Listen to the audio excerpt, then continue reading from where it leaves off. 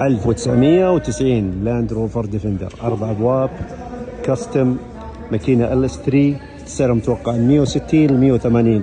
ودايم حنا في صفقة حريصين على ذكر انه السعر هذا مو هو الزام انه يجيب السعر هذا، ممكن اقل ممكن اكثر، يعني ممكن ينباع 120 150 وممكن يصك ال 200، بس هذا سعر متوقع اعطي من قبل المزاد بناء على السيارات اللي انباعت اخر 3 سنوات 5 سنوات وبناء على حالة السيارة.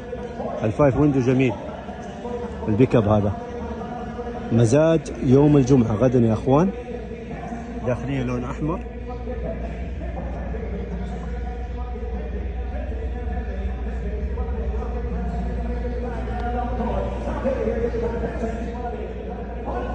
$1990 علامات السيارة.